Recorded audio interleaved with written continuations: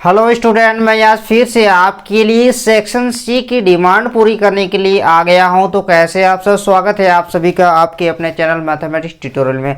आइए section C के जो भी सवाल बचे हुए थे उसको सॉल्व करते हैं। यदि आप इस वीडियो में नए हैं तो आपको हम बता देना चाहते हैं कि आपके क्लास 11 के मॉडल क्वेश्चन पेपर जो है सॉल्व कराए दिए जा रहा है। ठीक है, इससे पहले के एक वीडियो में हम मॉडल पेपर के सेक्शन ए और सेक्शन बी सेट 1 के पूरी तरह से सारे क्वेश्चन को सॉल्व कर दिए थे बिल्कुल आसान भाषा में। उसके वीडियो का प्लेलिस्ट आपके इस वीडियो को डिस्क्रिप्शन बॉक्स में मिल जाएंगे। तो इस वीडियो में हम आज क्या करने वाले हैं, इस वीडियो में आज आपके सेक्शन सी के सारे क्वेश्चन सॉल्व करेंगे जो कि सेट 1 के होंगे। यानी कि सेट 1 के जो सेक्शन सी के क्वेश्चन है उसको ही सॉल्व करा जाएगा। सेक्शन ए और सेक्शन बी के वीडियो आपके लिए करवा दिया गया है, आप चाहे तो उसका वीडियो का क्लास कर सकते हैं अभी तक आपने यदि नहीं किया है।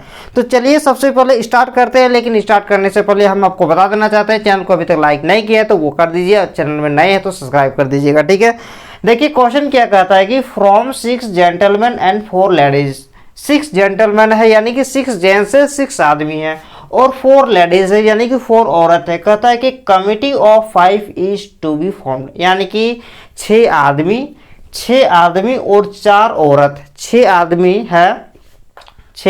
आदमी है और 5 औरत है। ठीक है, इन दोनों को मिला के आपको एक कमिटी बनाना है। उस कमिटी में कितने मेंबर होना चाहिए? 5 मेंबर होना चाहिए। तो उसमें तो 5 मेंबर कोई भी हो सकते हैं।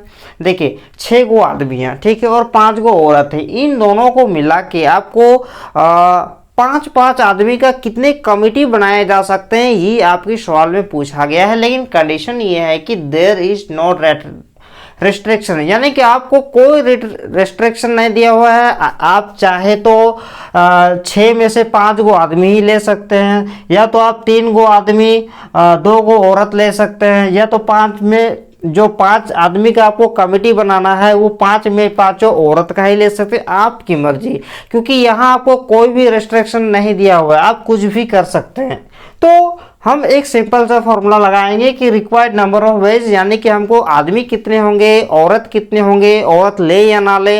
आपको कोई भी आदमी लेना है, चाहे वो औरत हो या जेंट्स हो, आपको बस 5 मेंबर का कमिटी होना चाहिए। तो उसके लिए कुछ ज़्यादा आपको करने की ज़रूरत नहीं है। टोटल पर्सन कितना 10, उसमें से हमको कितना लेना है 5 को, यानी कि 10 से 5 यदि हम करते हैं तो 10 आदमी में से हमको 5 का कमिटी मिलेगा। तो ये 10 से 5 वाला फॉर्मूला में रख देंगे। तो 10 से 5 वाला फॉर्मूला में रखने पर क्या होगा, 10 factorial by 5 factorial into 5 factorial. फिर आगे इसको अगर सॉल्व करते हैं कि 10 into 9 into 8 into 7 into 6 into 5 factorial, 5 factorial into 5 factorial, ये दोनों कैंसिल हो जाता है। Next 10 into 9 into 8 into 7 into 6, 5 factorial को लिख सकते हैं 5 इंटू 4 इंटू 3 इंटू 2 इंटू 1। फिर 5 2 जा हो जाएगा 10, और ये 2 और ये 2 कैंसिल हो जाता है। 3 3 जा 9 हो जाएगा, और 4 2 जा 8 हो जाएगा। ठीक है, फिर ये हो जाएगा 6, 3 2 जा 6 इंटू 7 इंटू 6, तो ये आ जाएगा 42 इंटू 6, यानी कि हो जाएगा 252, ये होगा आंसर। ठीक है, तो यहाँ तक आप लिख लीजिए। उम्मीद करते हैं आपको क्वेश्चन समझने में काफ़ी आसानी लग रहा होगा कि लेकिन नंबर 2 का कंडीशन ये है कि the committee is to be include at least 1 lady, यानी कि उस कमिटी में कम से कम एक लेडी की जरूरत है।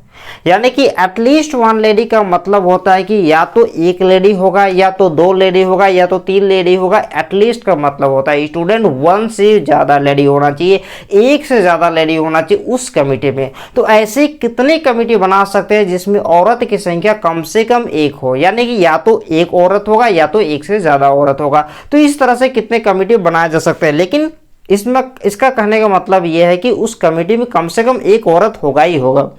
तो देखिए हम रिक्वायर्ड नंबर ऑफ वेज, क्योंकि नंबर ऑफ जेंटलमैन हमारा 6 है और नंबर ऑफ लेडी हमारा 4 है, तो कम से कम 1 औरत होना चाहिए। तो हम पहला चाहेंगे कि 4 गो औरत में से 1 औरत लेंगे, तो 1 औरत लेंगे। लेकिन आपको कमिटी 5 मेंबर वाला बनाना है, तो बाकी के जो 4 मेंबर होंगे वो 6 जेंट्स में से ले लेते हैं 4 को।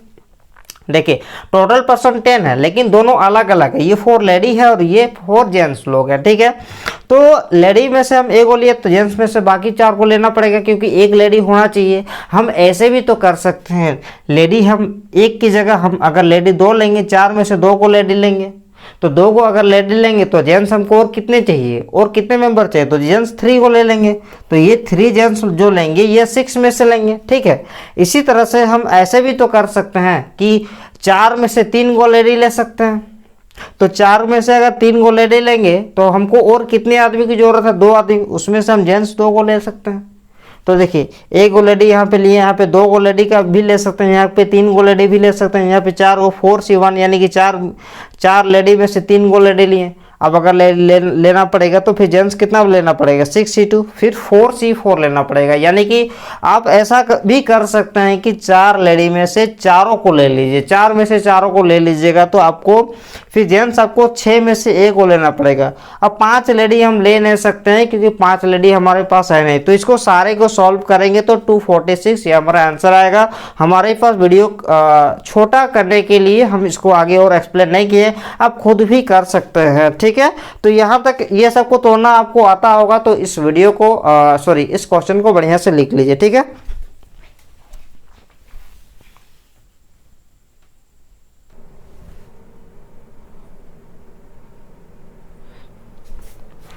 तो देखिए स्टूडेंट क्वेश्चन नंबर 17 क्या कहता है, ये एक स्ट्रेट लाइन का मोस्ट इंपॉर्टेंट क्वेश्चन लेकर आया हूँ। Find the equation of the line, line के आपको इक्वेशन बताने हैं परपेंडिकुलर टू द लाइन इसके, यानी कि आपको जो लाइन का इक्वेशन पूछा, जो रिक्वायर्ड लाइन है वो जो लाइन है ये वाले लाइन के साथ परपेंडिकुलर है, ठीक है। और हैविंग एक्स इंटरसेप्ट 3, यानी कि जो रिक्वायर्ड लाइन का एक्स इंटरसेप्ट है ये आपके 3 दिए हुए हैं, ठीक है। आपको लाइन के इक्वेशन पता है करना है, ठीक है।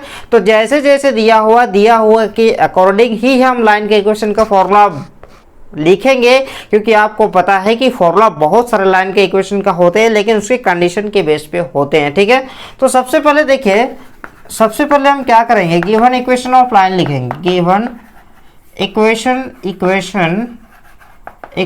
ऑफ लाइन यदि हम अगर करते हैं तो x minus 7y plus 5 equal ये करते हैं 0। देखिए जो रिक्वायर्ड लाइन है वो ये वाले लाइन के साथ क्या परपेंडिकुलर है, यानी कि इसका स्लोप और रिक्वायर्ड लाइन का स्लोप का प्रोडक्ट -1 होगा। क्योंकि आपको पता होना चाहिए कि 2 लाइन यदि परपेंडिकुलर होते हैं तो दोनों लाइन के स्लोप का प्रोडक्ट, दोनों लाइन का अगर हम स्लोप निकालेंगे, दोनों को प्रोडक्ट करेंगे तो वो -1 के इक्वल आता है। तो उस हिसाब से भी हम रिक्वायर्ड लाइन का स्लोप निकाल सकते हैं। और एक्स इंटरसेप्ट 3 दिया हुआ, तो इसलिए हमको y equal to mx plus c से कंपेयरिंग करना होगा। -7y इक्वल टू लिख सकते हैं -x माइनस 5, फिर हम माइनस कॉमन ले लेंगे तो यहाँ पे y इक्वल टू कितना लिख सकते हैं, -x माइनस 5 बाई -7, फिर ये हो जाएगा y equal to -x by -7 minus 5 by -7, फिर y इक्वल टू लिख सकते हैं x 1/7 इंटू x प्लस 5/7, ठीक है। Comparing with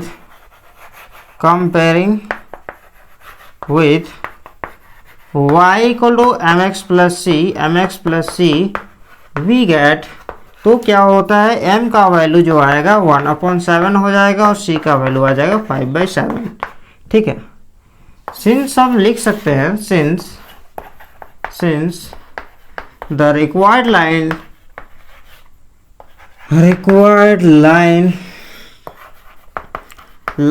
is perpendicular to the given line, required line क्या है, परपेंडिकुलर है दिया हुआ लाइन के साथ।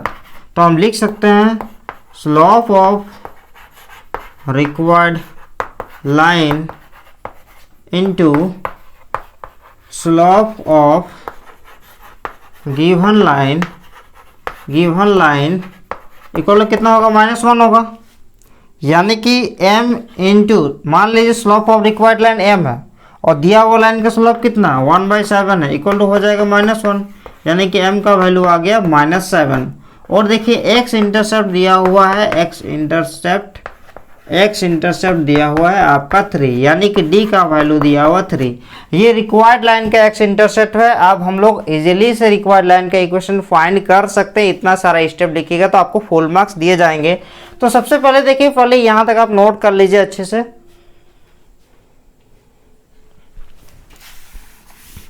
अब देखिए स्टूडेंट क्या होता है कि आपको हम बता देना चाहते हैं कि now the required equation equation of line is क्या होगा। देखिए लाइन के इक्वेशन का फॉर्मूला आपको बहुत सारा पता है, लेकिन आप वही फॉर्मूला यूज कीजिएगा जो एक्स इंटरसेप्ट, जिस फॉर्मूला में एक्स इंटरसेप्ट हो और स्लोप हो, ठीक है। तो स्लोप इंटरसेप्ट फॉर्म का यूज करेंगे, लेकिन स्लोप इंटरसेप्ट भी दो तरह के होते हैं, आपको वही फॉर्मूला यूज करना जिसमें एक्स इंटरसेप्ट हो। तो एक फॉर्मूला होता है y equal to M into X minus D, ठीक है। यानी कि यहाँ पे इक्वेशन ऑफ लाइन जो होता है ना, जैसा दिया हुआ है उसके अकॉर्डिंग फॉर्मूला का यूज करते हैं, वरना आपको फॉर्मूला बहुत तरह का आता है। तो y इक्वल टू एम का वैल्यू है -7, x माइनस डी का वैल्यू है y इक्वल टू एम का वैल्यू है -7 और d का वैल्यू है 3। तो y इक्वल हो जाएगा 7x, y इक्वल हो जाएगा -7x प्लस 21। तो ये लिख सकते हैं 7x plus y equal to 21। ये हो गया आपका करेक्ट आंसर। जल्दी से लिखिए, कैसा लग रहा है क्लास, कमेंट कर दीजिएगा। और यदि आपको इस वीडियो पसंद आए तो लाइक भी कर दीजिएगा, और सेट 2 की भी अगर ज़रूरत है तो आप प्लीज़ कमेंट में वो डिमांड लिख दीजिएगा कि सर हमें सेट 2 की भी ज़रूरत है, वरना हम फिजूल का वीडियो ना बनाएं। तो कमेंट जरूर कीजिएगा, जिसको जो इच्छाएँ हों, जो डाउट हो, सेट 2 चाहिए कि नहीं चाहिए, सेट 3 चाहिए कि नहीं चाहिए, अगर आप पूछते हैं, अगर हमसे बोलते हैं तो हम उनका वीडियो बनाने का प्रयास करेंगे, लेकिन बनाएंगे। प्रयास नहीं, बनाना ही होगा यदि आप चाहेंगे तो, ठीक है। तो पहले इसको लिख लीजिए जल्दी से।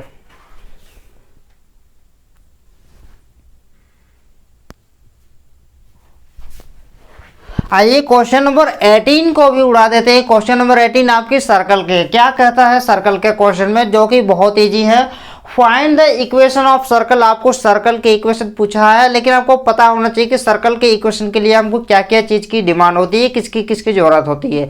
पहले तो कोऑर्डिनेट ऑफ सेंटर यानी कि अल्फा बीटा की जरूरत होती है, या तो हम कहेंगे कि एच और के की जरूरत होती है। दूसरा रेडियस की जरूरत होती है। कोऑर्डिनेट ऑफ सेंटर यानी कि सेंटर और रेडियस यदि हमें पता है तो इजीली हम फॉर्मूला में बैठा के सर्कल का इक्वेशन फाइंड कर सकते हैं। देखते हैं क्या क्या दिया हुआ और किनकी जरूरत है, ठीक है। Find the equation of circle with radius 5 unit. चलिए आपका रेडियस दिया हुआ, यानी कि हम लिख सकते हैं इसका जो रेडियस है वो आपका 5 है। रेडियस दिया हुआ 5 यूनिट, यानी कि आर का वैल्यू कह सकते हैं 5 दिया हुआ है। और कह सकते हैं कि lies हुच centre lies on x axis. अब बताइए जिसका सेंटर जो है एक्स एक्सिस पे लाई है, मान लेंगे ये इसका सेंटर है। अब कोई भी सेंटर यदि एक्स एक्सिस पे लाई होगा तो उसका जो एक्स कोऑर्डिनेट होगा वो तो एच होगा, लेकिन अगर किसी का सेंटर या तो कोई भी पॉइंट एक्स एक्सिस पे लाई होता है तो उसका वाई कोऑर्डिनेट क्या होता है, उसका वाई कोऑर्डिनेट 0 होता है। तो 0 लिख देंगे। तो इसका सेंटर का कोऑर्डिनेट क्या होगा 0, और वो पासिंग कर रहा है आपका 2,3 से। मान लेंगे 2,3 से ये पासिंग कर रहा है, तो इसको मिलाएंगे तो ये हो गया रेडियस, जिसका यूनिट 5 हो जाएगा, ठीक है। मान लेंगे ये पॉइंट P है, ठीक है। तो आपको समझने में कोई दिक्कत नहीं होना चाहिए। तो हम सबसे पहले मानेंगे let see h,0 be the centre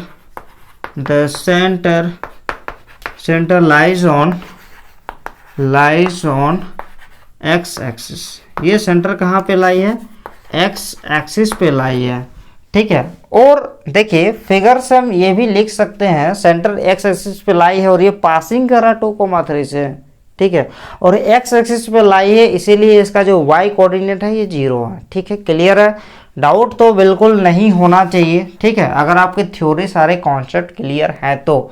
अब देखिए जो Cp का वैल्यू दिया हुआ है, यानी कि Cp यानी कि हम ये कह सकते हैं Cp क्या है, Cp रेडियस है, रेडियस ऑफ सर्कल। यहाँ पे हमें किसकी जरूरत है, आप सोच के देखिए। सर्कल का जो सेंटर है उसमें हमको एक्स कोऑर्डिनेट नहीं पता है, वाई कोऑर्डिनेट तो 0 ही होगा, रेडियस भी दिया हुआ, बस एक्स कोऑर्डिनेट निकालना है। यानी कि Cp को हम लिख सकते हैं, अगर इसको डिस्टेंस फॉर्मूला में अगर लिखेंगे तो h-2 का होल स्क्वायर होगा, h-2 का होल स्क्वायर प्लस 0-3 का whole square equal to radius जो होगा ये आपका 5 आ जाएगा, ठीक है। अब ये जो रूट है ये उस पर चल जाएगा, तो ये h-2 का होल स्क्वायर h² -4h + 2 का स्क्वायर प्लस 0 - 3 यानी कि -3 का स्क्वायर हो जाएगा 9 इक्वल टू ये रूट जो है स्क्वायर होकर उधर जाके क्या हो जाएगा 5 का स्क्वायर बन जाएगा, यानी कि रूट जब उस पर जाता है तो स्क्वायर हो जाता है। ठीक है, फिर H square -4h plus 4 H square -4h plus 4 plus 9 equal to हो जाएगा 25।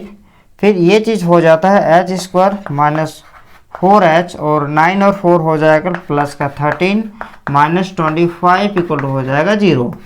नेक्स्ट क्या होता है एच स्क्वायर -4h, देखिए यहाँ पे हम लिख सकते हैं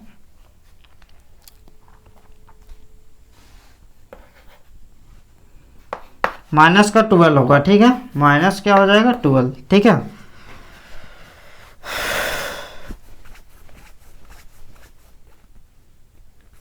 इक्वल टू 0। अब इसको कैसे ब्रेक करेंगे तो एच स्क्वायर इसको हम लिख सकते हैं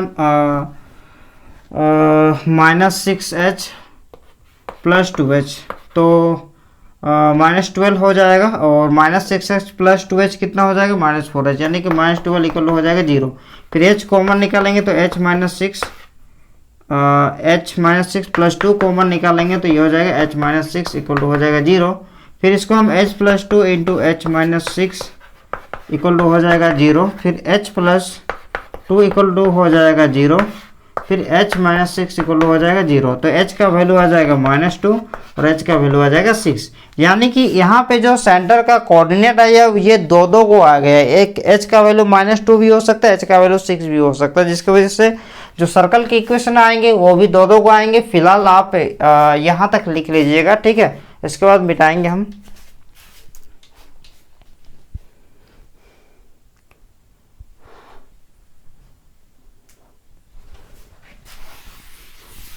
अब देखिए हम यहाँ पे और क्या लिख सकते हैं, therefore coordinate of centre are क्या क्या होगा, एक होगा -2, 0 हो सकता है, एच का वैल्यू -2 आया यानी कि -2, 0 और एच का वैल्यू 6 आया यानी कि 6, 0।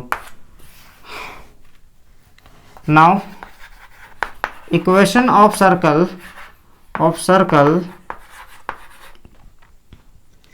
now equation of circle 1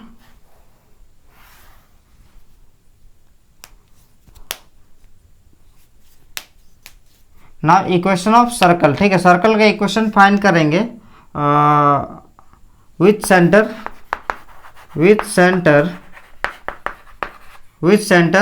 -2, 0 and radius 5 unit, यानी कि सेंटर जब -2, 0 होगा और जब रेडियस 5 यूनिट होगा तो उसके इक्वेशन क्या होंगे। देखिए जो फॉर्मूला होते हैं x - h का whole square plus y - k का होल स्क्वायर इक्वल टू होता है फॉर्मूला r स्क्वायर, और ये होता है x - h का वैल्यू आ गया -2। अब ये -2 यदि हम यहाँ पे रखेंगे तो ये हो जाएगा +2। ठीक है, ये -2 को यदि हम यहाँ पे रखेंगे तो +2 हो जाएगा, +2 का होल स्क्वायर y - k का जो वैल्यू है ये आपका 0 है, 0 का होल स्क्वायर r का वैल्यू है 5 स्क्वायर। अब देखिए इसको हम लिख सकते हैं x square plus 4x plus 4 plus Y square equal to हो जाएगा 25। तो x square plus Y square plus 4x और 25 - 4 हो जाएगा इक्वल टू 21। ये हो जाएगा आपका आंसर।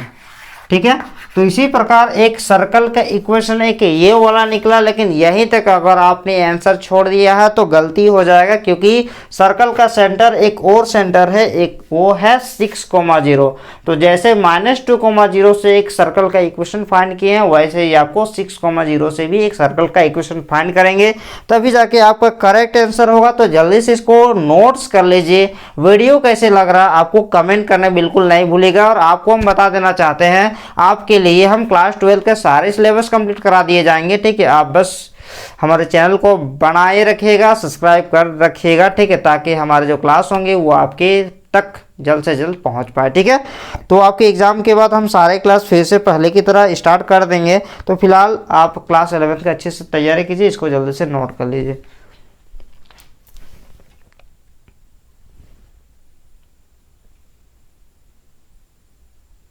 देखिए क्वेश्चन नंबर 19 प्रोबेबिलिटी में क्या कहता है कि if A and B are two event such that P of A equal to 0.54, P of B equal to 0.69 और P of A intersection B का वैल्यू दिया हुआ 0.35।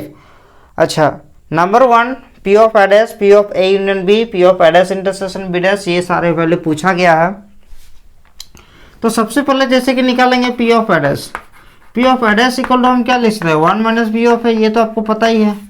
तो 1 माइनस पी ऑफ ए का वैल्यू दिया हुआ है 0.54। तो इसमें 1 में माइनस करेंगे तो 0.46 आएगा। नंबर 2 कहता है कि probability of A union B क्या होगा। तो ए यूनियन बी का फॉर्मूला होता है P of A plus P of B minus P of A intersection B. अब बताइए पी ऑफ ए का वैल्यू 0.54, पी ऑफ बी का वैल्यू दिया हुआ है 0.54 पी ऑफ ए का, पी ऑफ बी का वैल्यू दिया हुआ 0.69 माइनस 0.35। तो यहाँ पे हम इसको लिख सकते हैं, इसको दोनों को ऐड करेंगे तो 9 और 4 हो जाएगा 13, 3 1.23 माइनस 0.35। तो 13 में 5 तो 8,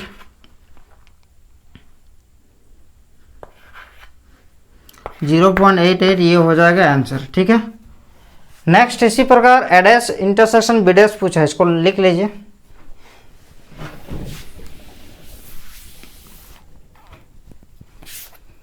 number 3 probability of A dash intersection B dash पूछा है, तो हम इसको लिख सकते हैं डी मॉर्गन्स लॉ से। अगर हम करते हैं तो डी मॉर्गन्स लॉ से क्या हो जाएगा, P of A union B का होल डैश लिख सकते हैं।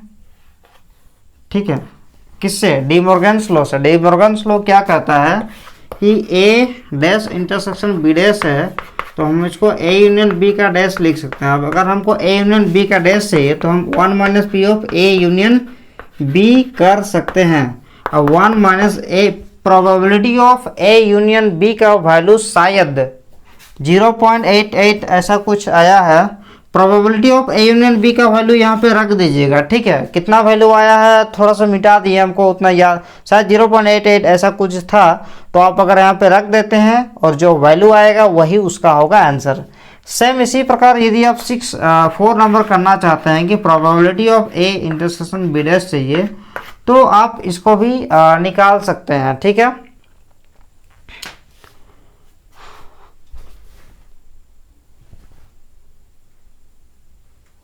Probability of A intersection B में क्या करेंगे, P of A plus P of B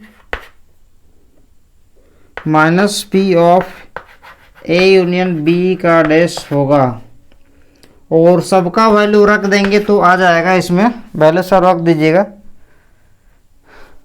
sorry यहाँ पे बी डैश होगा। ठीक है, तो इसी प्रकार इसको भी बना लीजिएगा। तो हमारा जो सेट सेक्शन सी है ये कंप्लीट हो जाता है। और आपको वीडियो कैसा लगा प्लीज़ ज़रूर बताइएगा। इसमें हमारे अंदर के जो एनर्जी है ये बने रहेगी।